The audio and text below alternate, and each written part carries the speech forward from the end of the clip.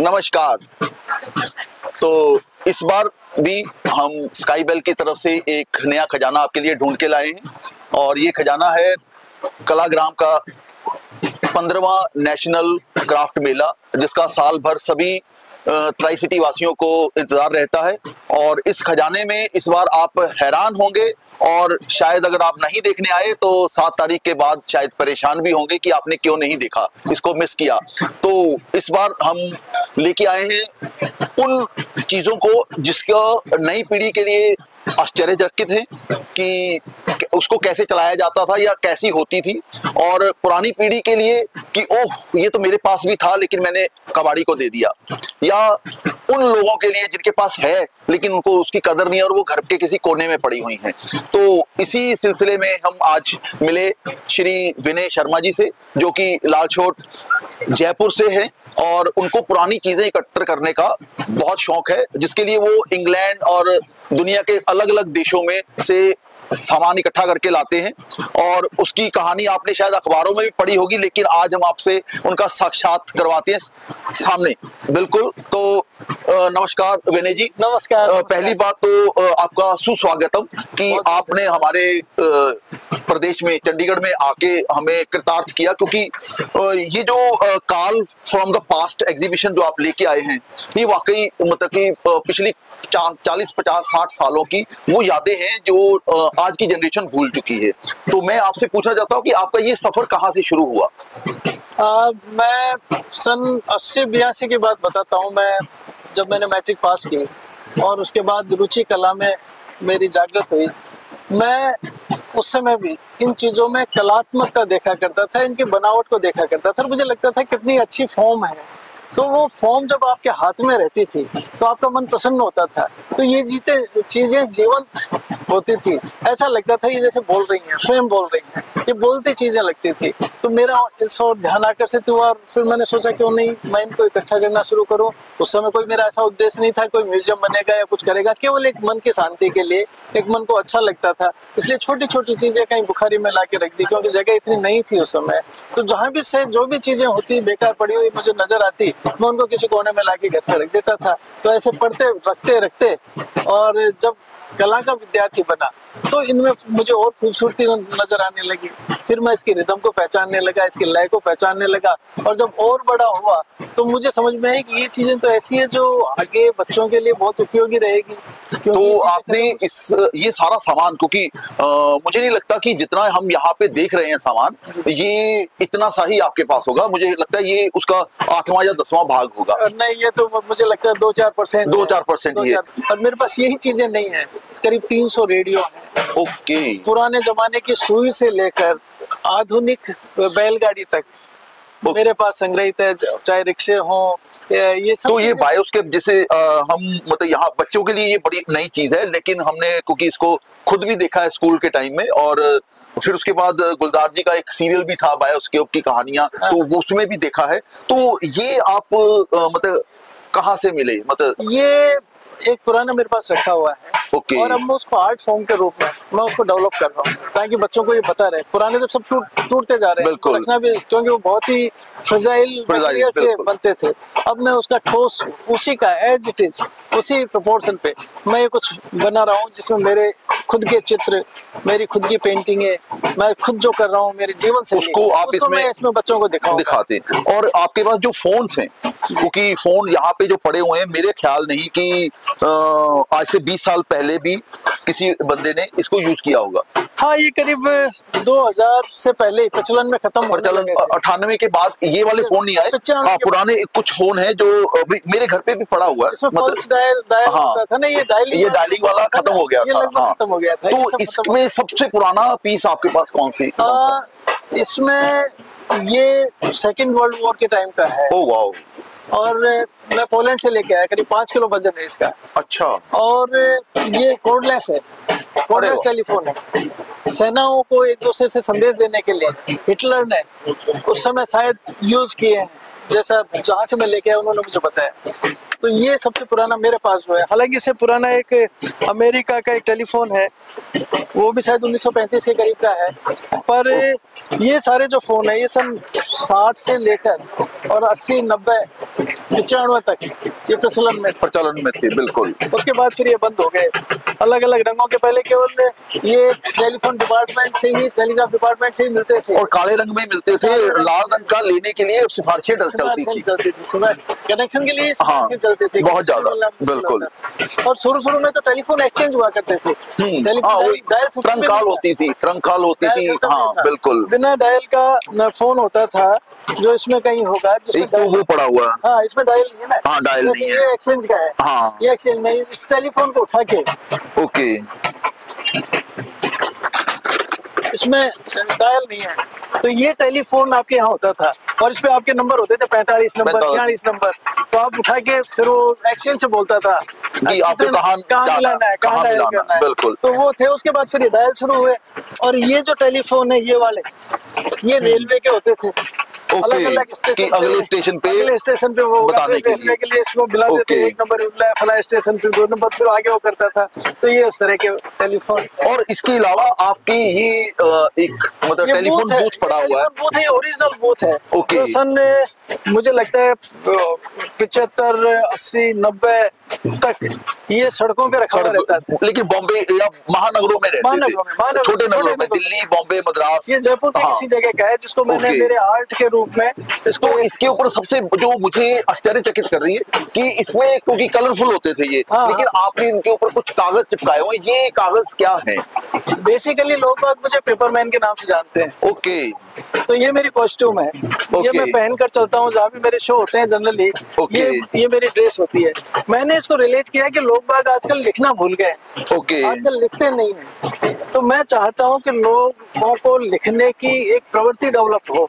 तो मैंने इन पुरानी लिखावटी, करीब 100-150 साल पुराने हैं सारे, ये कागज हैं जिनको आपने इनके ऊपर सहेज के रखने के लिए पेस्ट कर दिया हुआ है। तो आपने बहुत सारे मैनिक्विन और मतलब अपनी ड्रेस और हैट काफी जगह पे आपने लगा रखे, ये सारे इसी का है, ओके। और इसके अलावा आपके पास कैमरों की भी बहुत ज्यादा वैरायटी है, मतलब ये अलग अलग कैमरे हैं, कैमरे अलग अलग तरीके के होते थे। बॉक्स कैमरे होते थे, ओके। सबसे पहले एक प्लेट कैमरा, ओके। ये फुल प्लेट कैमरा, इसकी नेगेटिव भी कांच की हुआ करती थी, कांच की नेगेटिव होती थी, वो ग्लास नेगेटिव कहलाते थे, हाँ जी। उससे पहले पिन होल कैमरे हैं ये पिन होल कैमरा, ये 1890 से 1900 के करीब का है, ओके। ये पिन होल कैमरे थे। ये इंग्लैंड का है। ये सारे अलग अलग कैमरे हैं। ये बॉक्स कैमरा, इसमें इमेज यहाँ से बनती थी, वो ऊपर से देख के डबल रिफ्लेक्स कैमरा रहता था, ये ऊपर से देखना पड़ता था, ये यहाँ से देख के, ओके। और आपके पास पोलराइड भी पड़ा हुआ है, ये पोलराइड है, ये पोलराइड कैमरा है। इसके फोटो, क्योंकि ये सबसे ज्यादा रेवोल्यूशनरी कैमरा था, क्योंकि इसमें साथ के साथ फोटो मिल जाती थी उस समय। तो ये सारा उस समय का ये पोलराइड कैमरा था, यहाँ से फ्लैश चलती थी, साथ ही साथ फोटो निकल के आ जाती थी। और उसके अलावा आपके पास वैसे सिनेमा कैमरे भी हैं, मतलब हाँ बिल्कुल। एक मेरे पास छोटा वो कैमरा था, वो अंदर रख दिया मैंने। अच्छा।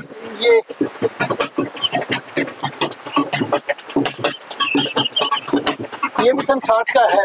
अच्छा, ये वीडियो बनाने के लिए, अरे वाह क्या बात है। ये तो मतलब आज भी मतलब कि बड़ा यूनिक डिजाइन है। ये सन 1960, 55 और 60 का कैमरा है। और इसमें आई थिंक वो गिम्बल की भी जरूरत नहीं है, क्योंकि स्टेबल है। स्टेबल। क्या बात। स्टेबल था। इसके जो स्टैंड होते थे ना, वो बहुत भारी हुआ करते थे। अच्छा, ओके। ये कैमरा है जो मैं बता रहा था। अरे वाह क्या बात है।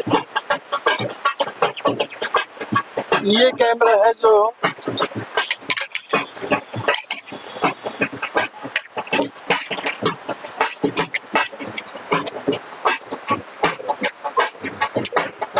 अच्छा, ये हैंडल लग गया और इसको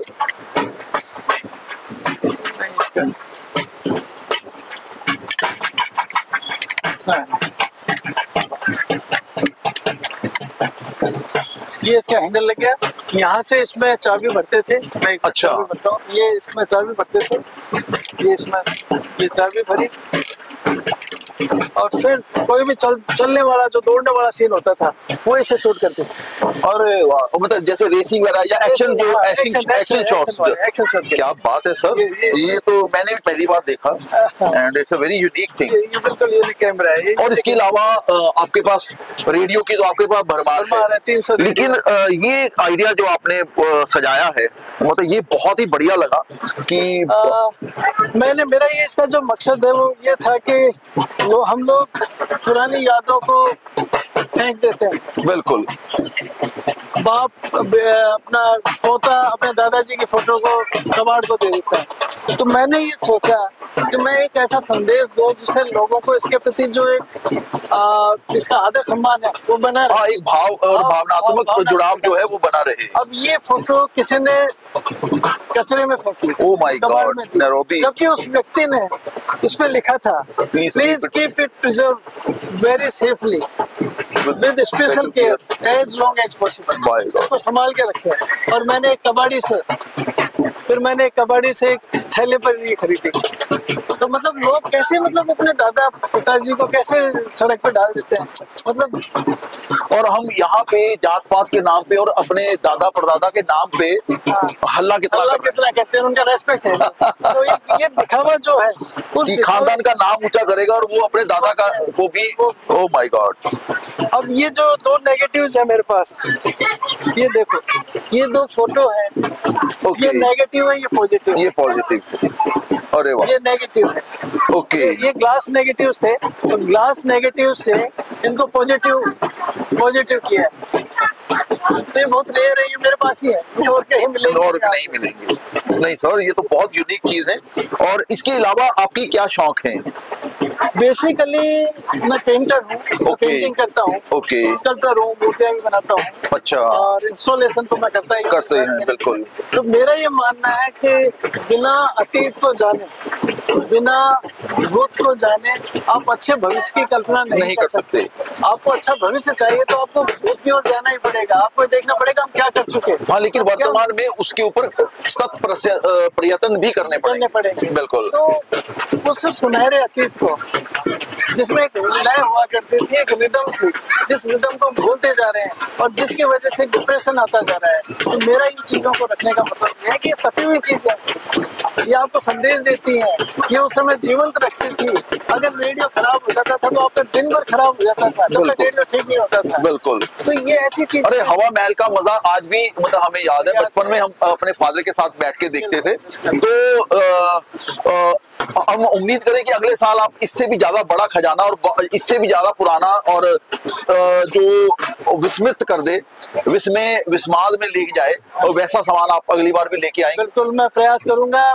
चंडीगढ़ के लोगों का इतना स्नेह और इतना प्रेम है जो मुझे खींच के लाता है। नहीं तो मेरी इच्छा नहीं होती कि सामान को मैं उस जगह से निकाल लूं, लेकिन यहाँ के लोगों का जो स्नेह है और जिस आदर के साथ वो बुलाते हैं, और खासकर चंडीगढ़ ललित कला अकादमी जो मुझे सारी चीजें, सुख सुविधा, सब कुछ जिसकी वजह से मैं कर पाता हूँ। तो मैं धन्यवाद और साधुवाद देता हूँ यहाँ की जनता को, यहाँ के सभी दर्शकों को, यहाँ के सुनने वालों को जो बड़े प्यार से सुनते हैं और सुनकर उस पर अमल भी करते हैं। तो मैं उम्मीद करता हूँ कि अपने पुरानी चीजों को सहेज कर रखें, संभाल कर रखें, अपने बुजुर्गों का आदर करें, सम्मान करें। उन फोटोओं को जिसमें आपके पिता, आपके दादा की आत्माएं बसी हुई हैं, उनको बाहर नहीं फेंकें, उनको कहीं इधर उधर नहीं करें और उनका एक सम्मान दें। एक स्मृति का कोना हर घर में होना चाहिए जहाँ अपने बुजुर्गों की यादें आप संभाल के रखें। वो आपका सबसे पूजनीय कोना होगा। आप कहीं जाएंगे तो उनका आशीर्वाद आपको मिलेगा। तो मेरा यही संदेश है। और फिर मैं आप सभी लोगों को धन्यवाद देता हूँ। बहुत बहुत धन्यवाद कि आप आए, और आपके दर्शन के साथ साथ हमने वो सब चीजें देखी जो शायद निकट भविष्य में किसी म्यूजियम में भी नहीं दिखाई दे रही, क्योंकि म्यूजियम के एक अपना लय है, अपनी चीजें हैं, लेकिन वहाँ जो दिखाई देता है और जो आपके पास है, दोनों में बहुत अंतर है। लेकिन ये समाज के लिए और बच्चों की विकास के लिए बहुत जरूरी है। ये सारी चीजें जमीन से जुड़ी हुई चीजें। बिल्कुल। इन चीजों के साथ हम आगे बढ़े हैं। मेरे पास सुई से लेकर और तलवार तक सब कुछ है। और वो सुई भी हाथ की बनाई हुई 100 साल पहले की। 100 साल पहले की। तो इसलिए मैं उस छोटी सी चीज से और बड़ी चीज तक का उसका बराबर महत्व देता हूँ। कोई भी चीज, मैं तो जूते चप्पल तक लेता हूँ, जो बुजुर्ग होते हैं उनके वो रखता हूँ, क्योंकि उनमें वो मिट्टी जमी हुई से उनके मेहनत के कारण है। बिल्कुल उनके बिल्कुल। मेहनत के कारण।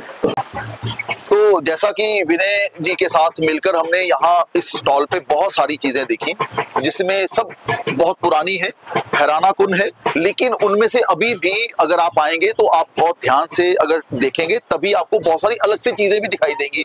जैसे कि यहाँ सबसे बढ़िया चीज जो है वो है ये एक छोटा सा प्रोजेक्टर, जो शायद दुनिया का सबसे छोटा और सबसे पुराना प्रोजेक्टर है। तो विनय जी इसके बारे में, इसकी कहानी आप बताएं। ये मुझे लगता है 1930-35 में काम आता रहा होगा। 6 mm की फिल्म जो छोटे कैमरों से ये बनती थी और मैनुअली इसको हाथ से चलाया जाता था। ये हाथ से, और छोटी सी करीब 1.5 फीट बाय 2 फीट की स्क्रीन पर ये इमेज इसकी बनती थी। मतलब क्लोज डोर में ही देखा जाता था। बिल्कुल ये जैसे बना के और कोई छोटे, और शायद ये वो सीक्रेट सर्विस वाले यूज करते हैं, वो भी यूज, हाँ बिल्कुल बिल्कुल वो इस तरह का। तो ये 1935 से करीब का कैमरा है। ये फुल प्लेट कैमरा, इसमें पूरी ग्लास की, और ये पिन होल कैमरा भी मुझे दिखाई दे रहा है। हाँ। इसमें ये इस तरह की नेगेटिव है। ओके। ये ग्लास की नेगेटिव। अरे ये इसमें पूरी पीछे लगती थी और इसी में इसको डेवलप करते थे। तो ये फुल प्लेट कैमरा है। फुल प्लेट कैमरा मतलब जैसे आज के उसमें फुल फ्रेम कहते हैं। फुल फ्रेम कहते हैं। तो या मीडियम है। ये फुल फ्रेम। तो इसका क्या, कितना ही बड़ा एनलार्जर आप कर दो, कितना ही बड़ा एनलार्ज कर दो, उसको एनलार्ज करने का तरीका भी अलग था। दीवार पे जब उसको ले जाके दीवार पे उसको डेवलप करते थे। दीवार पे पूरा पेपर लगा के और उसकी तरफ प्रोजेक्टर करके एनलार्जर करके और फिर एनलार्ज करते थे। पर इसमें फोटो फटती नहीं थी, चाहे कितनी बड़ी फोटो बना। और ये पिन होल कैमरा जो है ये मेरे ख्याल में यहाँ बहुत सबसे पुराना कैमरा, ये सबसे पुराना कैमरा। ये 1890 या 1900 उसमें काम आते थे। ये मशीनें भी सारी इसकी, ये जो थी ना, ये इसी में ये वो लगती थी। अच्छा। इसमें ये सारा है ना, ये पूरा इसमें वो बनता था। यहाँ नेगेटिव लगती थी और ये फिर इसमें घूमता था। ओके। ये जो है ना, ये इसमें पूरा ये होके ये रोल होता था। और एकदम वो इसमें मतलब सेकंड कितना टाइम चाहिए, मतलब वो लाइट आई और साथ में बंद हो जाता था और बाद में उसको डेवलप किया जाता था। इसका क्लिक किधर, इसके क्लिक थे। ओके।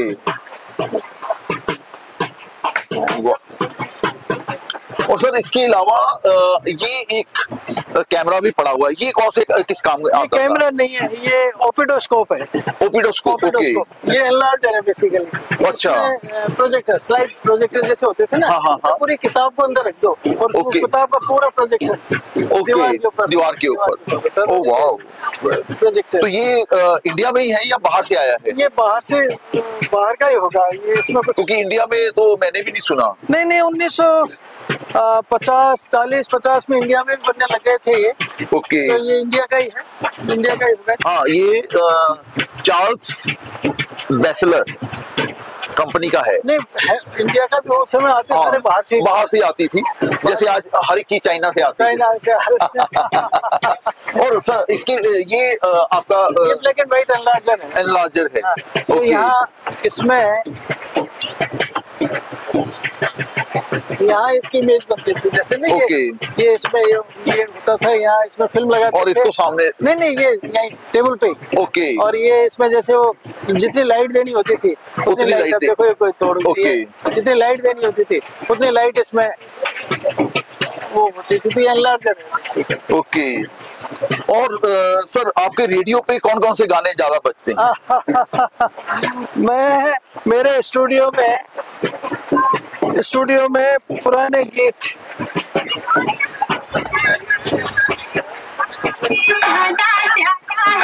क्यों न दिल में पुराने गीत, ऐसे मेरे 300 रेडियो मेरे पास है।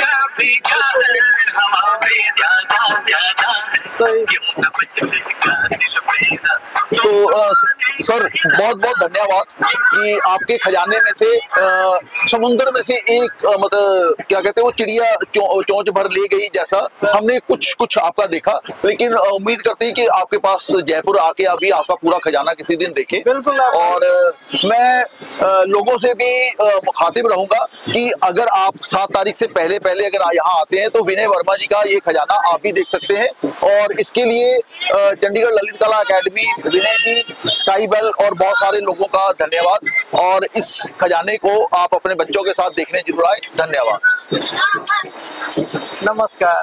स्काई लैब का बहुत बहुत शुक्रिया कि वो जनता को जागरूक रखते हैं, जनता को संदेश देते हैं। तो जागरूकता के लिए इस चैनल के लिए बहुत बहुत साधुवाद, बहुत बधाई और शुभकामनाएं।